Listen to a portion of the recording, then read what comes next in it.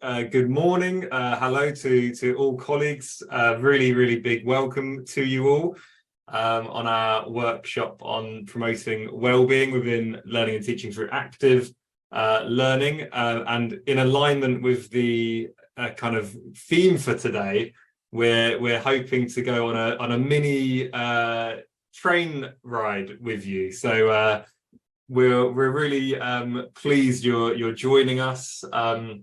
I promise you it's a really nice train. We've got plenty of room, free Wi-Fi, charging points, so do get comfortable. Yeah, we're really looking forward to welcoming you on. So I'm just going to try and share my screen, if you just bear with me for 2 seconds. And we will introduce ourselves as well in a minute. Ruth, is that coming up? Yes, that's looking good, Jamie. Oh, lovely. Thank you. Okay, lovely. So, like I said, really nice to be welcoming you. We will introduce ourselves and give a little bit of an introduction. But like I said, really nice that you're joining us, and we're hoping to go, like I said, on a mini journey with you this morning. So we thought we'd dive straight in with a couple of quick kind of check-in activities. I'm just going to try and get my Zoom controls. I've lost the chat. There we go. Okay, so the first one, you might have seen this before. It's one that I've used before. You might have seen it before, or in some kind of other form. Essentially, it's a check-in, and your task is, before you board our train today, you have the option to check in using this scale. How are you doing today? So you've got 9 different images. Feel free to add Y as well, and I think on Zoom you can now actually add images to the chat. So if you do want to add your own dog, if none of them represents you today, then please do feel free to go on and find a file. I think in the chat there's a file button, and then you can share files from your computer. So if you do want to add in your own dog, then you are more than welcome to. So yeah, we'll have a quick pause. Do feel free to just check in. How are you doing today? How are you feeling?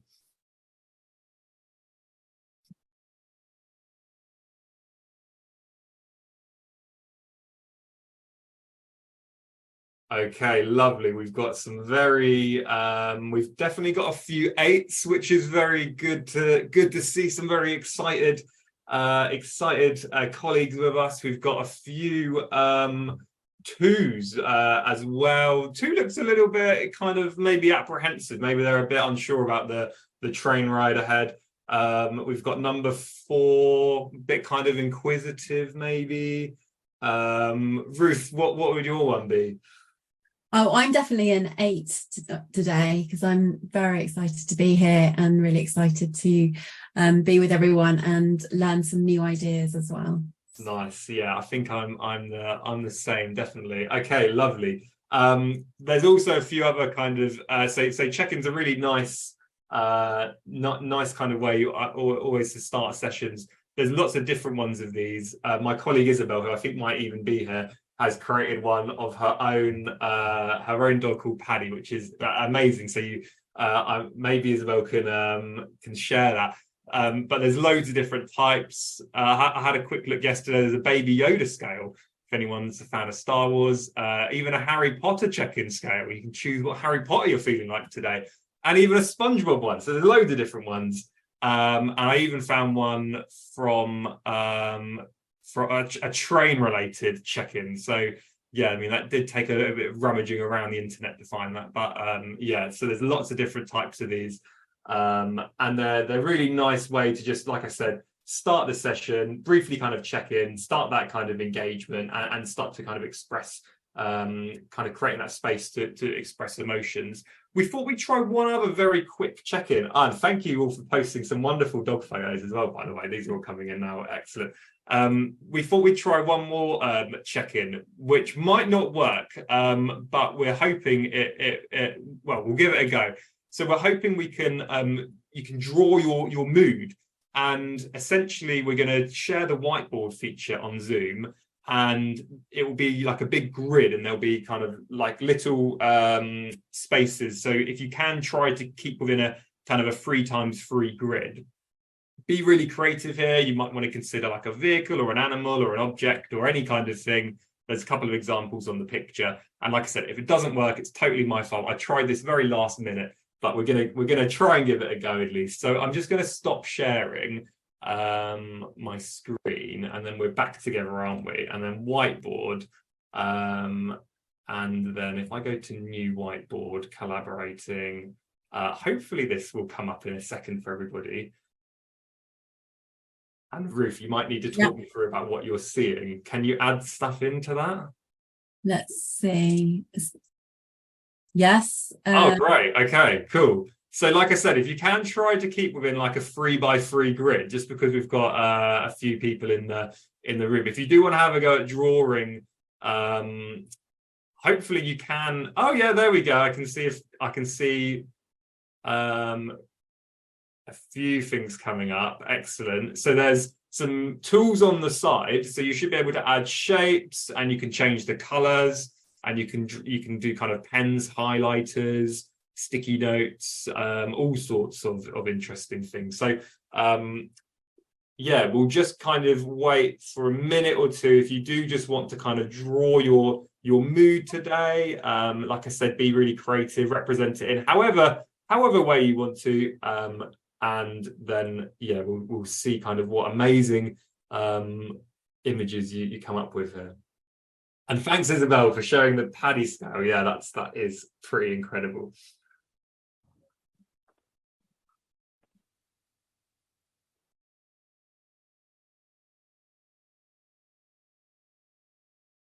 So while we're working on this amazing art, which we're going to have to save, aren't we? There's a lot of smiley faces so far. It looks like someone's kind of maybe drawing a kite, or maybe they're two separate ones. I don't know. Someone's posted a cat in there, which I didn't even know you could do. So that's very impressive. But just while we're going through this, like I said, check-ins are a really nice way to start engagement, start that kind of interaction, that active learning. But like I said, it also helps that kind of well-being side in terms of it's being able to express emotions. People are able to check in how they're feeling, and it's kind of setting that important precedent that it's okay to kind of share feelings, and this is kind of a safe and trusted space. So yeah, it's a really nice activity. I'm sorry, Jamie, I think quite a few of us can't actually see the whiteboard. Oh, okay. No worries if that's the case. We'll share it afterwards. There's a lot of kind of smiley faces on there, and some really interesting artwork. But if I share it afterwards, then I'll try and post it in the chat, and then everybody can see it. Feel free, if you can't see the whiteboard, maybe you want to represent your mood using like an emoji. If you wanted to post that on the chat or something like that, then that's great as well. And yeah, it might depend on your version of Zoom. That's very true. Okay, right. I'm gonna we could do this all day, couldn't we? But let's quickly just share that, and then I'm just going to close the whiteboard now, and then I'm just going to reshare my screen. There we go. Excellent. So yeah, thank you for doing those check-in activities with us, and we're just going to introduce our session today. And like I said, it's really lovely to have you join our train. Really excited to be presenting today and spending the next hour with you. My name is Jamie. I work at Anglia Ruskin University. This is actually my, I think, third year running presenting at the International Active Learning Conference. So I'm very grateful to be allowed back. And for those who I know and who have attended previous workshops, and thank you very much for joining and not being tired of me yet. But for those who I don't know, then a really, really warm welcome to you as well. But this year's a little bit different because I'm not alone, and I'm joined by my wonderful colleague Ruth, who I'll pass over to for an introduction. Hi everybody, great to see you. Thanks for joining our session. I work with Jamie. I'm from the School of Education. I'm one of the senior lecturer practitioners and course leader for the PG Cert. So I'm very interested in active learning, strategies, well-being, and it's great to see you all. So thank you. Yeah, thanks, Ruth. We've got a lot of kind of shared interests, and we both found out we're really interested in promoting wellbeing in teaching. So that we thought it'd be really nice to co-present today. So like I said, thank you very much for joining our train. Today's itinerary includes, so we're going to hop on board for some initial context, so the importance of promoting wellbeing within teaching and learning. We're then going to have a few stops. So the first stop will be around creating a safe learning environment. The second stop is going to be all about active learning methods, which can help promote wellbeing. Stop number 3 is about promoting wellbeing through feedback. And I was going to share, actually, I had some background train music. Can you hear that, Ruth? Yeah, that sounds good. Oh, yeah. Lovely. Okay, there we go. Just to get a bit of ambience in there as well. Okay. So then our final call, we're going to be checking out, departing the train and sharing some resources and practice as well. So please do share comments and reflections throughout, ask any questions. You might want to share your own examples. Choose Candy from the Train, which is a Harry Potter reference, and have a wonderful trip as well on our train ride together. And like I said, we'll hopefully, as long as there's no kind of strike action plan, we'll do this all within our schedule and get you to your next destination on time as well. So there we go. You can tell I've taken this kind of train theme one step too far, which is usually what I do. Okay, so let's go through. I'm just going to stop the background sound. So let's go through some current landscape. So if we look out the window at our landscape on our train ride, what do we currently see? So we know that support for mental health and well-being is very closely correlated to student satisfaction. And this is really just a kind of very much a snapshot into some of the research in this area. But I hope this kind of sets out some of the enormity and how important it is. It's kind of all parts of the student journey. So the mental health and emotional well-being is the primary reason for students leaving university.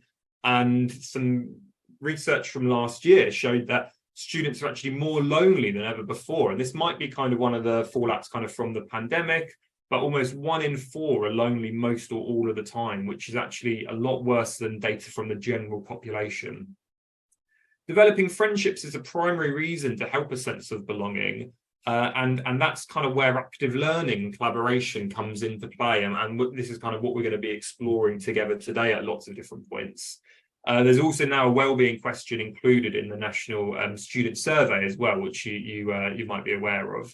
So why have you boarded our train today? What's your kind of interest in this area? So just while we kind of have a little reflection on this slide, if you don't mind posting in the chat, what's your kind of interest in this area? Maybe you've got some experience or something you're specifically interested in. But if you don't mind just posting a very, very quick point, kind of why are you here, or what's kind of your interest in this theme. Ruth, was there anything you wanted to add in for this kind of context side? Just, I think we were having a conversation yesterday, weren't we, about how as teachers and lecturers, our students' wellbeing is, we believe, kind of very much part of our remit. And it isn't something that happens with student services. It's kind of part of the whole culture. So through active learning strategies, we can really help those students to develop a sense of belonging and really help to facilitate friendship as well as kind of those deeper learning experiences. Yeah, thanks, Ruth. Yeah, that's such a key point. Okay, so yeah, like I said, feel free if you can post on the chat. Just kind of, like I said, really just quick ideas why you're here today. What's your kind of interest in this area? So feel free to keep those coming in. So Wendy's put, you've got responsibility. And yeah, Wendy, I saw, I think you posted an article on I never know how to say it. Is it Wonky or Wonkaichi? I never know. But I saw you wrote a really interesting article about wellbeing on there. So yeah, you've got responsibility on there. Isabel's interested in the link between well-being and belonging. How can students have space to learn if they do not have good well-being? Yeah, it's a really, really key point. Francis has put trying to promote self-care and community. Beth, you've shared on there as well. You had some experience of kind of your own learning experience. So thank you so much for sharing. And you really appreciate being able to get to know other students and have that sense of belonging as well. Marjon's put, yeah, very interested in wellbeing and resilience. Yeah, thank you for all these brilliant points, and thanks, Bendy, for sharing the article as well. Yeah, that's really interesting. So yeah, thank you all for sharing, and like I said, joining us today. So this is just a tiny bit of other kind of context as well, and this is really just setting up wellbeing within teaching and learning.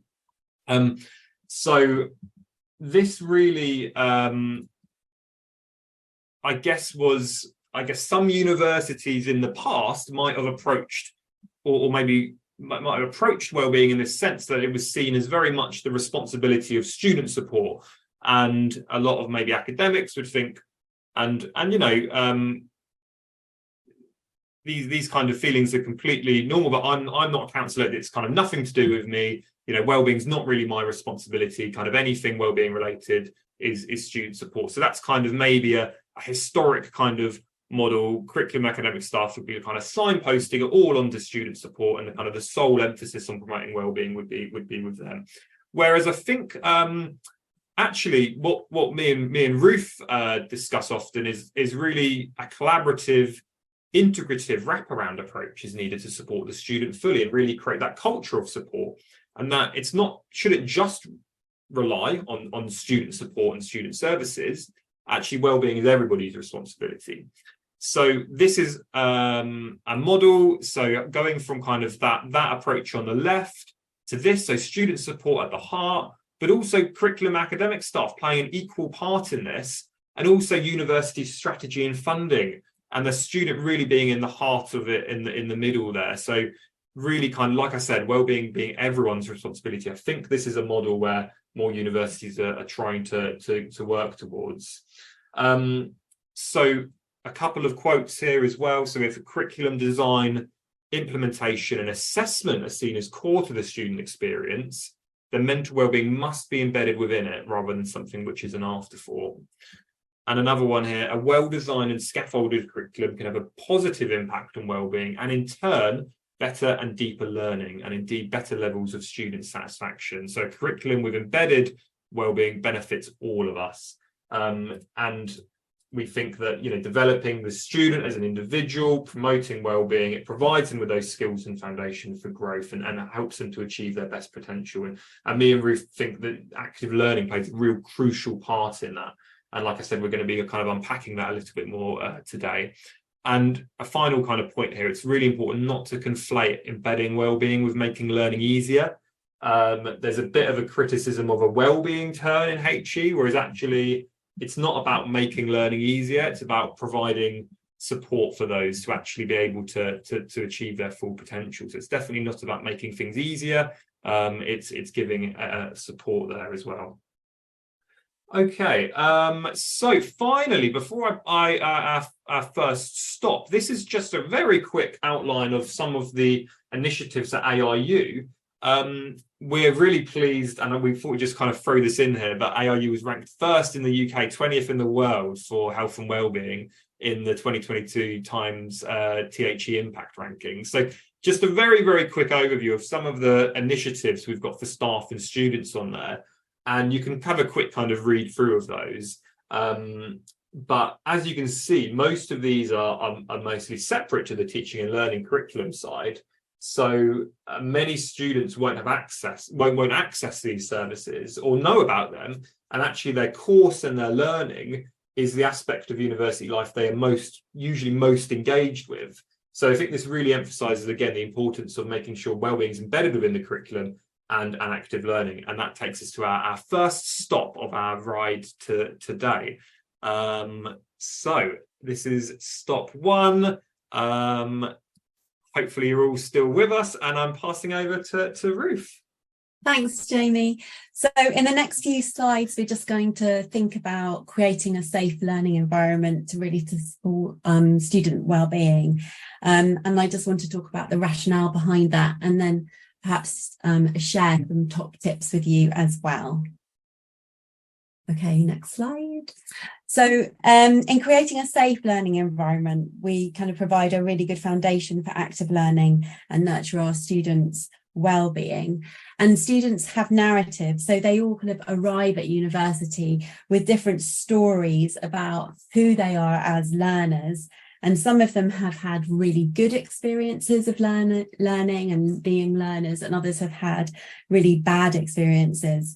And if they're feeling really unsafe and uncomfortable, perhaps they're suffering from imposter syndrome, perhaps they're unfamiliar with university culture because they're first in family, this is really going to impact their willingness to really take risks and engage in active learning. So in order for our active learning strategies that we're enthusiastic to share with our students can be successful, we need to create that sense of safety so they can take this risk.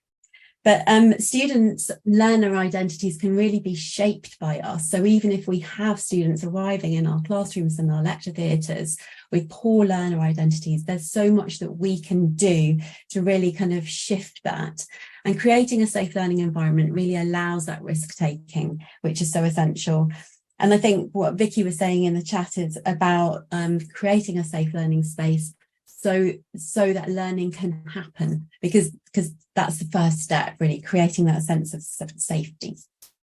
Okay, Jamie, next slide. So learning can be seen as a journey, and that we, as we go through the academic year, that we kind of go on a journey with our students.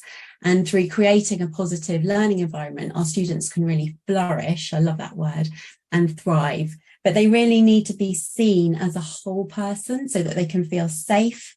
And so for us, forming those relationships with our students, which can be really, really hard to do, is really important. So I just wondered if we could use the chat. Okay, next slide, Jamie. Yeah. For sharing some top tips. So what do you do? Because I'm sure people in this session have already kind of experimented with things or have things which they do all the time. So what do you do to kind of create that safe learning environment? What are your top tips that you would be happy to share with colleagues? What have you noticed, when you've started using these strategies, and how do these enhance well-being? They might be really, really simple things. I'm in the very fortunate position where I observe my colleagues teaching as part of the PG Cert course. And I've noticed that there are some, really basic things that people do, like standing away from the podium, walking up and down the lecture theatre, welcoming people as they come in.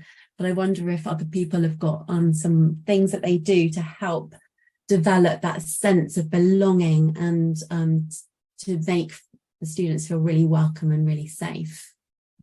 Basic things like trying to remember my students' names. Yes, exactly. Making sure I pronounce names properly, showing an interest.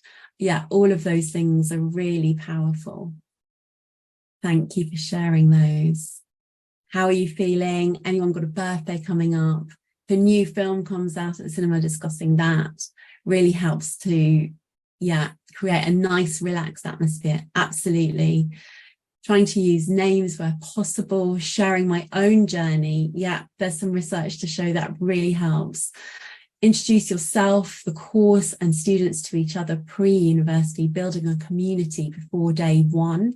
That's creating that kind of online community before they even begin helps to alleviate fears. Yeah. We have a welcome Padlet that we ask people to populate before they arrive, posting pics of study spaces and a study apron they have made. Yeah, these are wonderful ideas. On the day of classes, I stress that they should make mistakes with pride. Yeah, fantastic.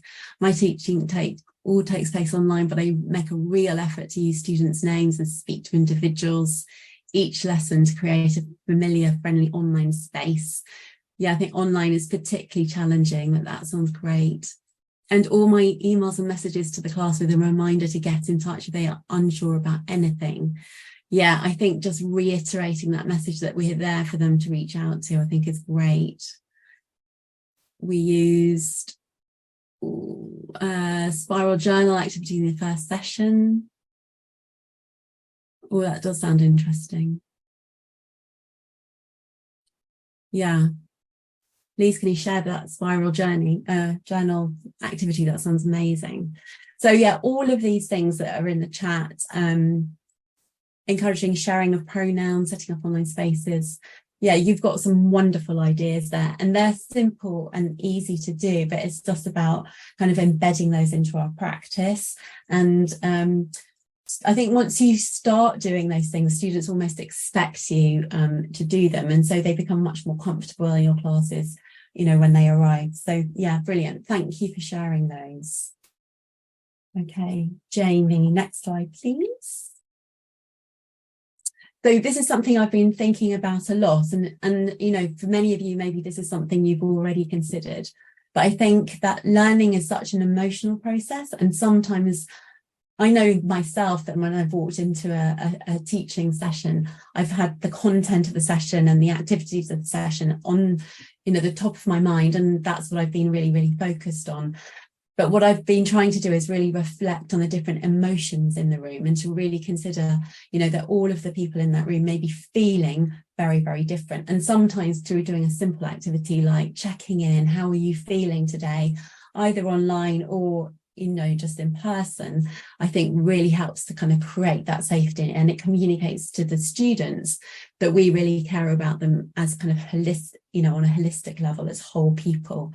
And I've got a couple of examples where I've done a simple checking in and discovered, for example, I had one student who was from Ukraine, and so she was finding actually studying really difficult because she was spending so much time checking her phone and feeling very concerned about her family back in Ukraine. So I was able to set up a one-to-one with her and really kind of find some ways to help her access the course content a bit more efficiently, and also just to create a space for her to talk about the context that she was in. So yeah, learning as an emotional process, and just staying in touch with our students' feelings was really key. Thanks, Jamie. Yeah, thank you so much, Ruth, and thanks to all colleagues who have posted some amazing ideas here. They're really wonderful, and again, some of them might seem like quite small things, but actually have such an enormous impact. And a lot of these techniques really, really contribute to creating that really safe and supportive learning environment. And I know a lot of people are saying around how people can kind of reach out to them or get in touch or kind of ask questions, and that things like that can actually make a difference between a student completing their course or even, you know, withdrawing, and these things can have such a like I said, an enormous impact. So yeah, really, really pleased to hear so many kind of good examples of practice there. I just thought maybe Tom and Sandra, I don't know whether you were able, I think you possibly posted it on the chat. I don't know whether you're able to use a microphone, and sorry for putting you on the spot a little bit, but if you are able to use a microphone, maybe you could tell us a little bit about the activity. Hi there, Jamie and everybody. Yeah, it was a really cool activity for when you're getting people to get to know each other. And it sounds really simple, but you fold a piece of paper into 4, and on the bit that you're going to write on, when you open it out, you do a little spiral right in the middle just to settle people, playing some music. And then you get them to write in the 4 different quarters, and it can be anything, you know, what I'm thinking right now, my hopes for this module, my one big question, my one big fear. Yeah.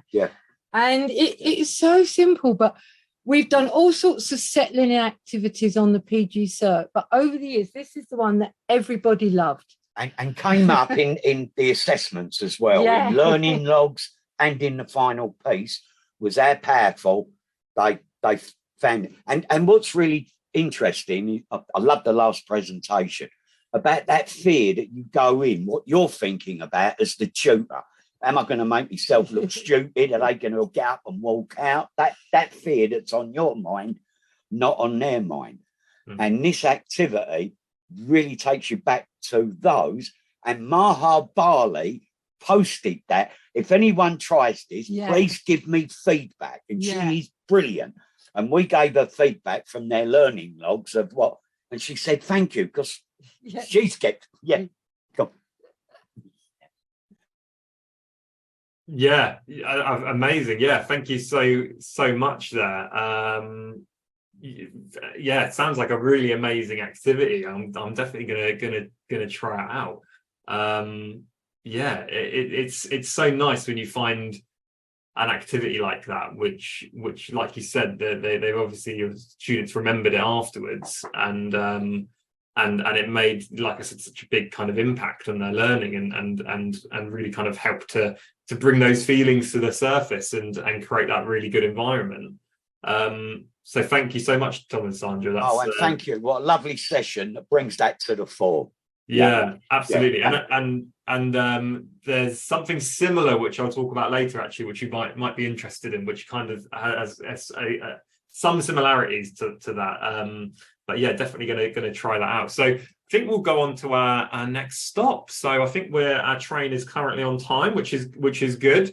No delays as of yet. So we're going on to our stop number 2, which is all around active learning methods. And we've started to explore kind of active learning really kind of throughout today already, and talking about how this is so key to promoting well-being and the links it has.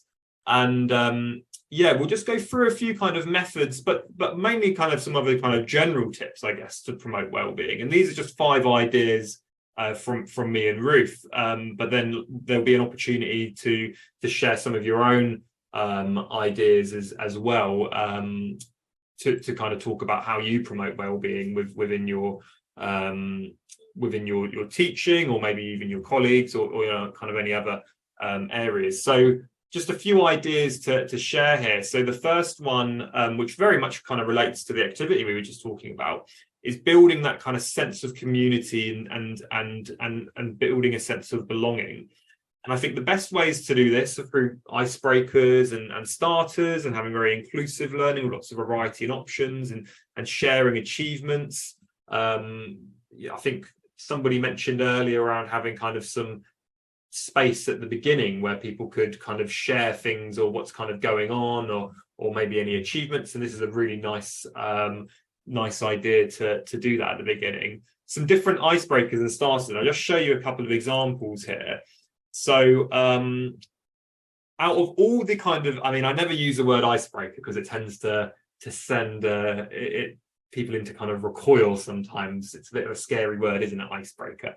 But I usually say kind of like a getting to know you task or something like that. And out of all the ones I've tried, human bingo, I don't know whether anybody's used this before. We use it in some of our courses at ARU. And human bingo is essentially, it's like a bingo sheet, and it has different kind of criteria on there. And the objective is each person gets given a bingo sheet, and they have to move around the room looking for people who match those particular statements. And you have to have a different person for each box. So, for example, find someone who has a pet, which isn't a cat or dog. So you'd kind of go around the room, you talk to different people, and you'd be able to kind of write their names in. And it's such a nice icebreaker to start. And it really, really helps people to get to know each other. It's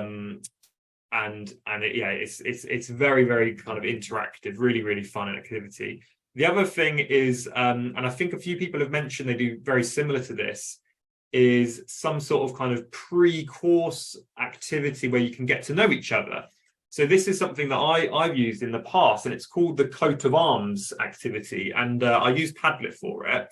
And essentially, students are given a template to create a coat of arms. And I do one as well, because I think that's really important.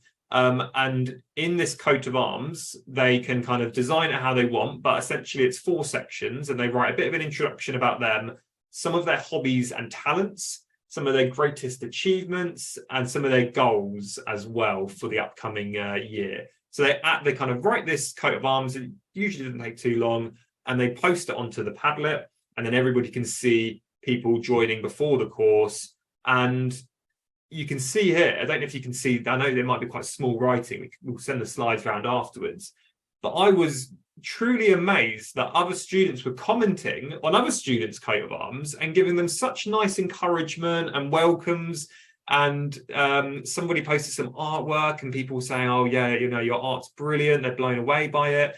And then what was happening is when these students met each other for the first time, they could talk about, you know, oh, I saw your artwork, it was great. And they actually kind of had that kind of connection, emotional connection already. And it was such a nice activity to do. And it really, really helped the group kind of cohesion and really helped that kind of connection to form. So that's just a few examples. Some other kind of ideas here is fostering this supportive and collaborative culture. So really having that space to talk about health and well-being, promoting that culture of openness and reaching out alongside that kind of healthy lifestyle, you know, not kind of expecting to kind of have like a healthy work-life balance, but also emphasizing collaboration rather than competition. So having lots of group work, games, discussion, and I guess kind of fostering that notion of we're a team. You know, we're not here competing against each other. You know, we are collaborating in this experience together. The next one is about promoting wider support and learning, having some unstructured time and space, as I think a few people have already mentioned.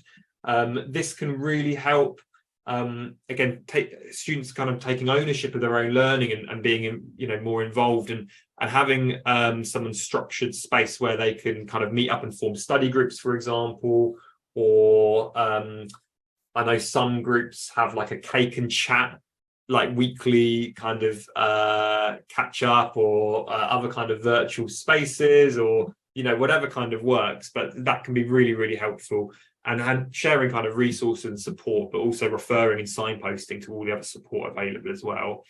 There's also digital and emotional well-being, learning away from the screen, having kind of breaks. Something I'm exploring at the moment is peripatetic learning, which is kind of going outside and walking and doing kind of more learning outside, being able to kind of make connections between outdoors and the learning content.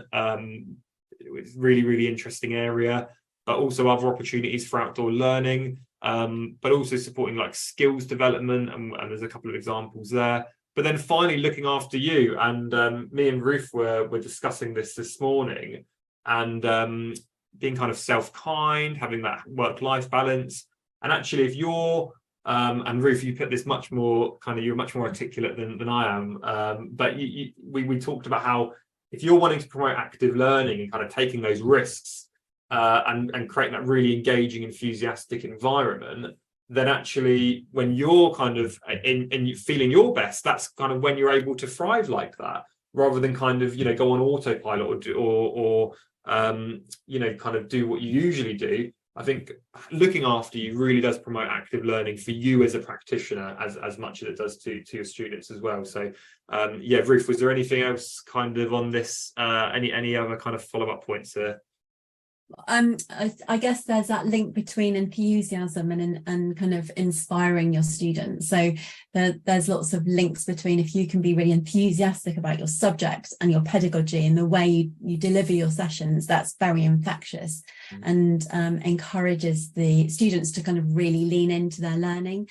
But it's very hard to be enthusiastic and to feel enthusiastic if you're feeling kind of off yourself, which is why I was saying to Jamie that, you know, self-kindness and self-care is so important when we're in our, you know, these roles of working with students and teaching students. Yeah, perfect. Thank you. Yes, yeah, I know you always phrase it better than I do. Thank you, Ruth. So we thought we'd go on to kind of, yeah, finding out a bit more about kind of what's going on in your practice and hopefully hearing some more examples. So I've just posted a link to a Google Doc in the chat. And what we'd like to invite you to do is visit the Google Doc and actually share some of your top tips and methods to promote wellbeing. And you might want to think about active learning in your practice and how does that support wellbeing. but also how do you actually promote your own well-being as well, and what do you do to support this? So I'm just going to share my I'm just going to hopefully drag my screen over, and on this Google Doc you can see there's all the columns are completely optional, so don't feel like you have to put your name in if you don't want to. You're more than welcome to, but just find an empty row. You might want to kind of go down a little bit, and then you can add your top tips and methods to promote well-being within teaching and learning. So we've already kind of discussed some of those today. What do you do to promote your own well-being as well? So maybe you you do some exercise, or you have a hobby, you do some reading, or you kind of go for a walk, or do some art, or what do you do? Maybe spend time with your family or pets. What do you do to promote your own well-being? And then finally, on our kind of train theme, feel free, if you do have a favorite train memory, I just kind of threw this in very last minute, but do feel free to post that, because it's always quite interesting to hear. If you've got any kind of train related memories, or maybe your favorite kind of journey, then yeah, feel free to kind of add that into that column as well. So we'll just pause for maybe 3 or 4 minutes or so, and what I'll do is I might put on our background train music, if that's okay again, and yeah, we'll just spend a little bit of time adding some in, and maybe we can hear from a few people as well afterwards if anybody would like to volunteer and share some of their contributions here. So yeah, I'll just kind of put some background music on, and Ruth, if you don't mind just saying if you can hear that, and is it too loud or is it about right? Okay, nice, yeah, cool, thanks.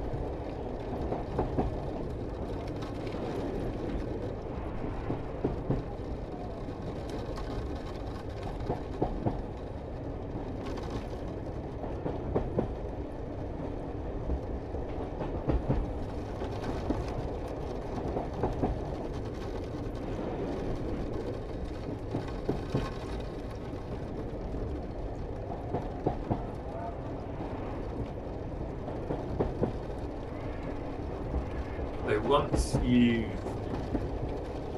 written some thoughts, feel free to kind of have a look through the Google Doc at other people's ideas as well. And if we do have any volunteers, if you don't mind just saying on the chat, if you don't mind talking through maybe 1 or 2 examples, that would be really good if we could come to you after this activity.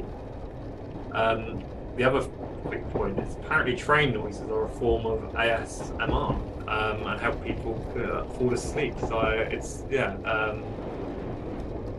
hopefully you're enjoying this background music, or maybe you're not a big fan of train noises, but yeah, hopefully it's not too bad.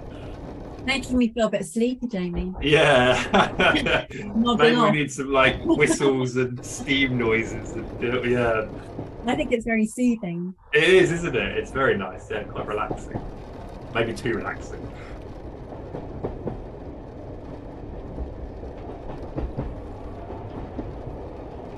Okay, so we'll just have maybe 60 more seconds.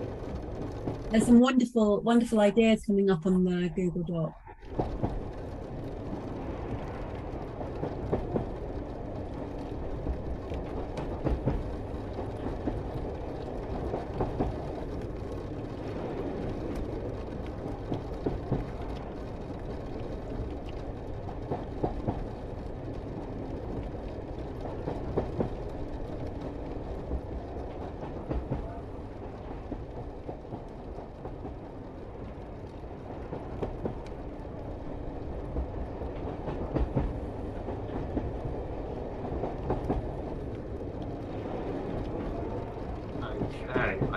We'll slowly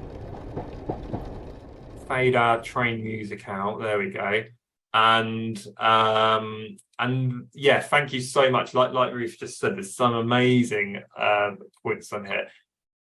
Ruth, should we maybe we can hear from a couple of people. I don't know whether we've got anyone who wouldn't mind just sharing kind of 1 or 2 points they've put down here. I don't know if anybody would like to or wouldn't mind just kind of sharing 1 or 2 points.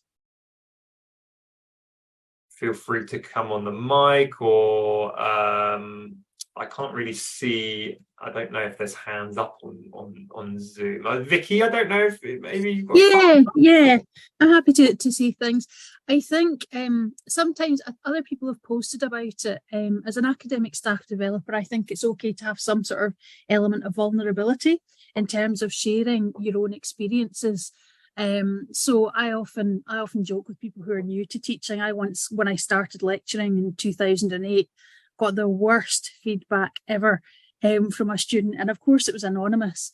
And I'm not going to share it here because there's so many people, but I sometimes share that with my students as well, just to let them know that you will experience these things as a new lecturer. People on doing anonymous evaluation will say things that are inappropriate, and just don't worry about it. If there's a lesson there you can take forward, great, but if it's just nastiness, and sometimes they are, then just take it for what it is and just move on.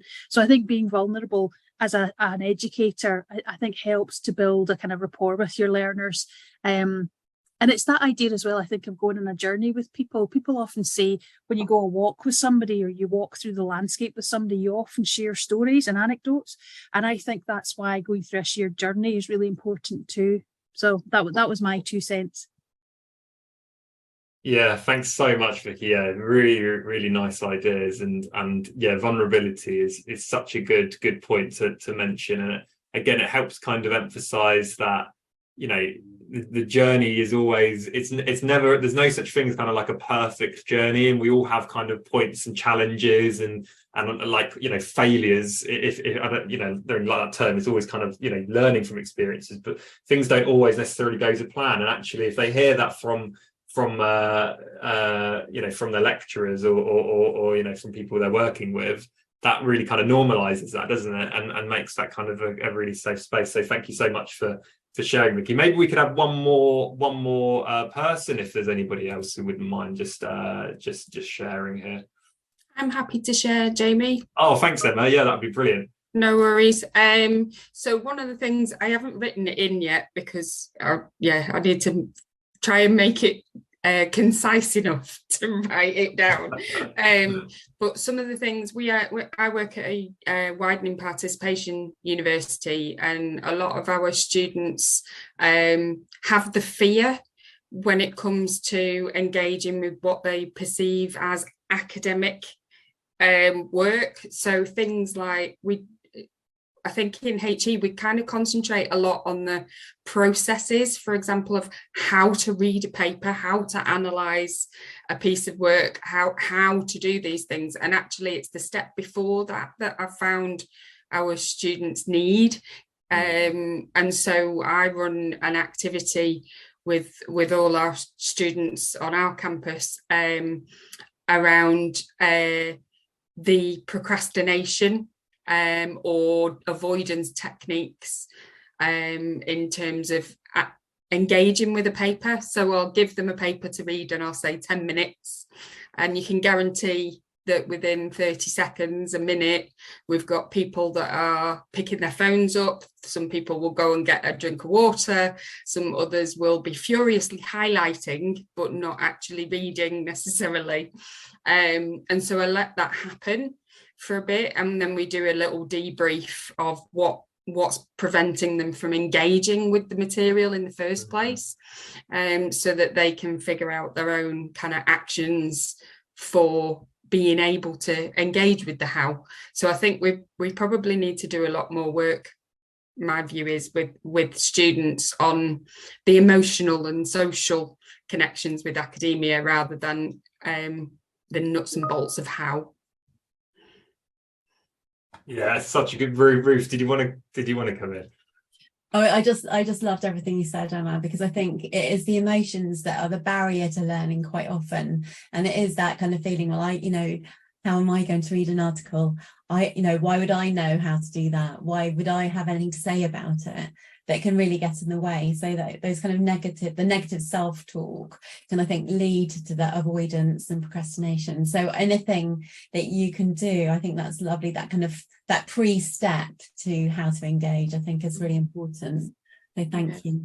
And that works really well with what Vicky was saying in terms of authenticity, as well, and vulnerability. So as part of that debrief afterwards, I would normally share my own background with the students, so that they see me as, a real human being that grew up in an environment that they've grown up in, and the struggles that I've had and continue to have with engaging with academic work.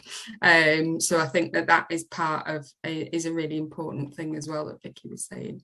I think that's really, very inspiring to your students, Emma, and really powerful. But if you're sharing kind of those examples, and again, like we said, about kind of normalizing those feelings and experiences. So yeah, thank you so much for sharing that. That's amazing. And just before we move on to our final stop, Wendy, you've got to tell us about this cupboard. Hold on, I was just trying to find my unmute button. Yes, it was not my finest moment, shall I say. So I walked into the seminar room feeling very confident. Students came in feeling very not confident. And I gave them the first sort of discussion question and was just listening to one of the students. And I thought I would just casually lean on this cupboard because the discussion was taking off. I thought, right, I'll take a sort of a bit of a back seat. But I took more of a back seat than I anticipated because the cupboard was on wheels. So as I leant on it, it just wheeled backwards and I went with it. And thankfully, there was a wall not too far behind, but I ended up sprawled backwards on the cupboard. And then because I was just thinking, this is my first seminar, I sort of, instead of just like cracking up laughing, which would be my usual response, I tried to brush myself down and try to regain that air of authority. But, thankfully, some of the other students had already sort of seen the funny side, and so it created quite the first seminar. I love that you tried to style it out. Just sort of brushed myself down and thought, I hope nobody noticed, but of course, they had. Oh, nice. Yeah, thanks, Wendy. That's a brilliant story, and very memorable experience. For you and your students. I was going to say, for the students, me. Yeah. Lovely. Well, thank you so much for all the posts on the Google Doc. We'll keep that open, and thanks for sharing all the amazing train memories as well. They're really interesting to read through. But we're on our final stop of the morning of our mini train ride together. So I'm handing over to Ruth for the promoting wellbeing through feedback. Thanks, Jamie. So one of the areas that I'm really, really passionately interested in is feedback. And I think feedback can be seen as a lever for learning. And, there's lots of recognition for how feedback can really help learning. But I think it can also be used to promote the sense of well-being and happiness. And I think it can have a huge impact on classroom and course culture. And the feedback that students receive determines really how they feel about their work, the course, themselves as learners, and also about how they feel towards you, the lecturer. And so through considering feedback opportunities as moments to create a feeling of safety and trust, students are more likely to be willing to actively engage with feedback, both on their assignments and within your taught sessions. And so I kind of was thinking about feedback, and I think that, it can be broken down to kind of verbal, written and video feedback. Video feedback is something that I use on my course, and I absolutely love it. A lot of my teaching is online, and I feel like I have kind of 3 or 4 minutes where I'm talking on a very kind of personal level with my students about their work, and they seem to respond really well to that. But also I've been reflecting on how I give feedback and like what is my motivation behind the feedback that I give. And I just wondered if you wanted to take a few kind of minutes to reflect upon your own feedback strategies, and which 3 words would you use to describe how you provide feedback. So I know that when I'm providing feedback, for example, I'm full of praise. So I I always acknowledge my students' work. I acknowledge the fact that they've completed something, even if it's draft form. They've uploaded it for me to look at. I provide a lot of encouragement, even if I can see a lot of areas for improvement. I try very hard to be encouraging and reassuring. So I kind of pull out those positives as well as highlighting kind of their next steps. But I'm also very positive and clear. And like Vicky's saying, personalised. So when I'm doing video feedback, for example, on pieces of work, I try and use the student's name. And also if I'm in a session, I will also try and remember the student's name and say, yes, fantastic, Wendy, I really like the way you're thinking about that, and that's really useful. So if you just want to add into the chat or come onto the microphone and identify kind of which words you would use to describe feedback and the way you feedback to your students. We've got some lovely ideas in the chat. Positive, personalised, thoughtful, constructive. I'm not in a student-facing role, but I think it's really important to teach students how to give and receive feedback. Absolutely, Beth. Yeah.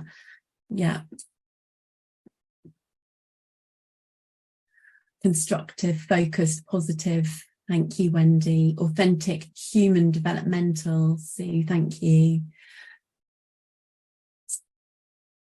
Yeah, great. Something's just coming. I always try and balance my feedback. I pull out good examples of things as well as areas for improvement. Yeah. For example, in an essay somewhere where they might need more critical analysis versus somewhere where they've done it really well. I've also found audio and video feedback to work really well. Yeah, me too. Little and often, asking questions, getting the students to look beyond the score they achieve is really important. Absolutely. Coaching, supportive, developmental. Yeah, fantastic. Thank you. Thank you, Vicky, for keeping us to time. So yeah, it's really interesting to think about the way we give feedback. I like the idea of that kind of a sandwich. So something positive, something developmental, and something positive approach. And then we're short on time, Jamie, but on the next slide, I was going to ask you to just take a minute to think, and maybe that could be a post-session activity. Yeah, good idea. But maybe just, during the day today, just think about receiving a piece of feedback that changed the way you saw yourself as a learner. How was it delivered and what impact did this have? And when I was talking to Jamie, I was kind of giving examples from my own life where actually feedback I've received from teachers and lecturers have completely kind of changed my course of decision making and I've kind of decided to take subjects that I may not have chosen to take because of feedback I've received from lecturers. And then we've just got a final quotation that I drew from Ashwin's reflective teaching book, and it kind of summed up everything we've been talking about in this session, and that idea of trust being really important. So if we want our students to take risks, which is involved in active learning, they need to trust us. So trust being at that heart of our pedagogy to support the active learning environment. And one more quotation. I love this idea that at the end of the day, people won't remember. Sadly, they're not going to remember what we said or did, but they will remember how you made them feel. And that's sort of at the kind of heart of everything I do. Okay. Yeah, thank you, Jamie. Thank you, Ruth. And just very finally to wrap up, so our checkout. So we've covered a lot today. If you would like to post on the chat anything you'll take away from our journey today, maybe one thing you might try and explore in the future. I know we've only got kind of a minute left, but if you do want to quickly post, so anything you'll take away, hopefully you found it useful, you've had an enjoyable ride today.